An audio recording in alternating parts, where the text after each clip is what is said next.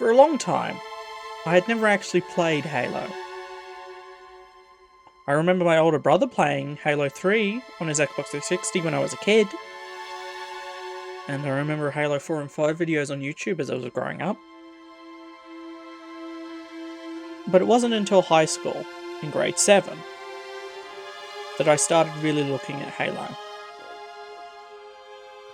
I watched a lot of Hidden Xperia, Halo Follower, and Halo Canon. It was because of this that my friendship with Cody, the orange Spartan on the channel banner, and one of my best friends, started. It was from this friendship that I played Halo 3 for the first time, on good old classic split screen. Now, of course, a small dose of Halo 3 was all well and good, but I didn't have the time or social aptitude to be at his place all the time to play Halo 3. Luckily for me, Halo CE had a PC version at the time.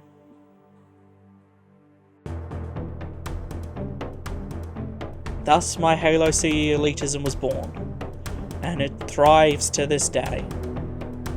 I never actually made it past the 5th mission until playing Halo CE a few years later when it was officially ported to PC for the second time, bundled with every other Halo game except 5 in the MCC collection. At this point I was familiar with what happened, but then even now going back to record for this video, replaying 343 Guilty Spark, the 6th mission of the campaign, makes my skin crawl. The last transmission from the captain's dropship was from this area. That was over 12 hours ago. When you locate Captain Keyes, radio in, and I'll come pick you up. Assistance. We are under attack by some new kind of hostage that isn't Covenant. Captain Keyes has been captured by hostiles. Dug in at a large swamp. We can hold out. Please.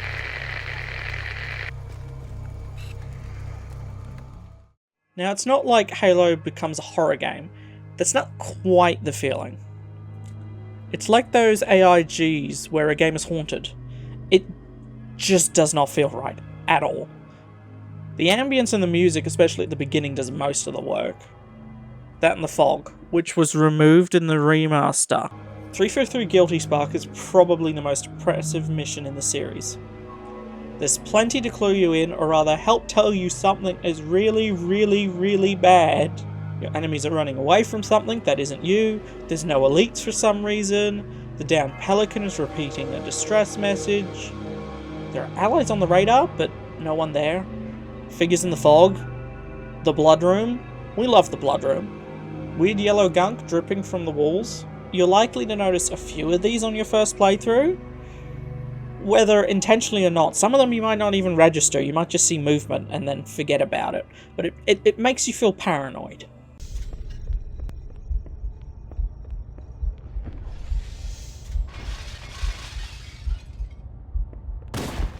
Stay back! Stay back! You're not turning me into one of those things! I'll blow your brains out! Get away from me! Ah! Ah! Don't touch me, you freaks! I won't be like you, I'll die first! Find your own hiding place. The monsters are everywhere. Play dead. That's what I did. Play dead. They took the live ones. Oh God, I can still hear them. Monsters.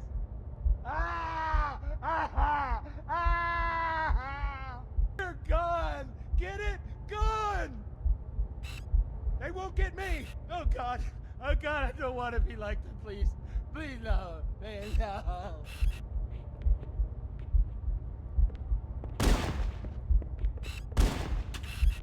Because you don't really need to see it all to feel it. Like, there feels like there's more going on than you can actually see.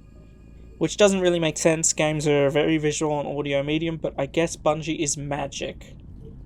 Then finally, the big reveal through Private Jenkins' eyes. Something that isn't the Covenant, the aliens who fight in the Halo franchise. Something that scares them.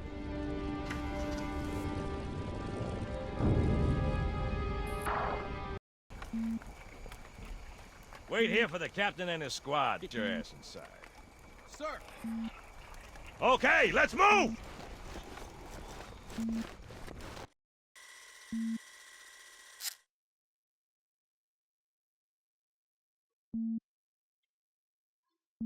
Which is weird, right? I mean, look at it. Something scrambled the insides. What's that? Plasma scoring? Yeah, I don't know. Maybe there was an accident, you know, friendly fire or something? What do we have, Sergeant? Looks like a Covenant patrol. Badass elite units. All KIA. Real pretty. Friend of yours? Nah, we just met. So get your ass back up to second squad's position and find out what the hell is going on. I don't have time for your lip, soldier. I gave you an order. Sarge! Listen! Where's that coming from, Mendoza? I don't... There! Mira!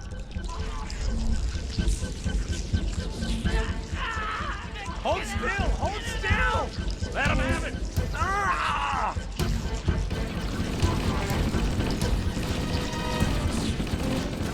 God damn it, Jenkins! Fire your weapon! I wasn't being totally truthful when I said this video was discussing how I got hooked on Halo. See, what really made me interested in it was the Flood. Now, you might ask why I was so interested in the Flood. Simple. They're space zombies. I like zombies. This is a fact within the canon of my channel.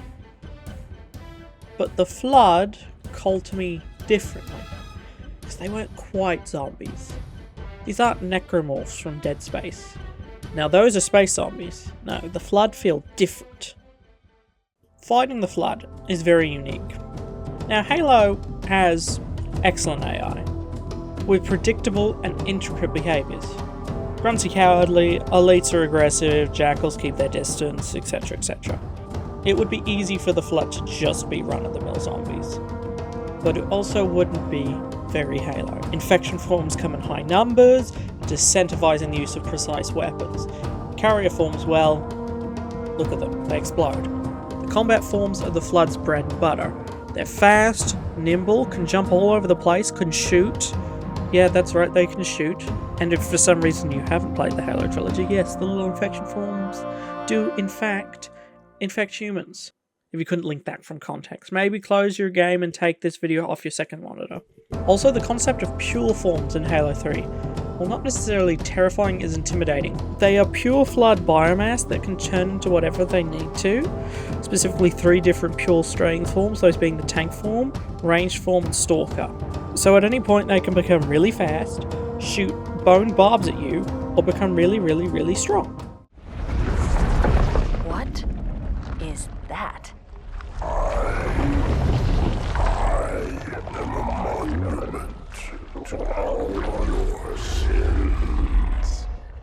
That's right. The Flood laxes in poetry. In fact, it only speaks like that. In Halo 3, all the Flood start speaking, and it's quite freaky. You've got the normal, I am peace. I am salvation. but then stuff like, Child of my enemy, why have you come? I offer no forgiveness. A father's sins pass to his son. and even if you don't know Halo lore, this is easy to understand.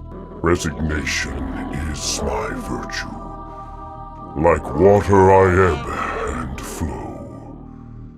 Defeat is simply the addition of time to a sentence I never deserved, but you imposed. This section's going to be brief for 2 reasons. Firstly, I originally intended this to be a lot shorter than it was. I just wanted to talk about the Flood, and I don't want to make like an hour-long video, but I'm going to make more. Secondly, it's difficult to talk about the Flood's impact on the story without just talking about the entire story of Halo from the beginning to at least Halo 3. So here's the bullet point summary. The Flood is the secondary antagonistic faction of the Halo games, and despite the Covenant being a more immediate threat, the Flood are easily more threatening. Well, sure, the Covenant's end goal ultimately is literally genociding humanity.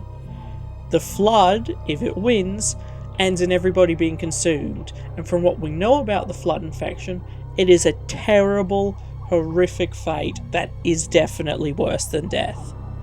The other thing, narratively speaking, that I have to touch on, I actually looked up to make this video, is why the hell is it called the Flood? It's a reference to the biblical flood. Hence the Ark, which is a Forerunner space station outside of the universe, which is meant to reseed it after the Halo rings fire and kill everything. I won't go into the lore, but this phrases the Flood quite accurately as being the wrath of God. It makes their poetic speeches all the more disturbing, because motivation-wise, the Flood come off both as a mundane horde of infectious zombie things, and a wrathful, angry being, a benevolent god that you can only delay. Now, I'm not talking about the Forerunners too much. The Flood's background lore is interesting, but filling that out doesn't add much to the Flood itself, at least not in this video. So that's what got me into Halo. Mostly. This is part 1. I don't know how many there's going to be. But the Flood were a huge bit, and I'm definitely going to be talking about them more. Next time, I don't know, we'll see if this video does good at all.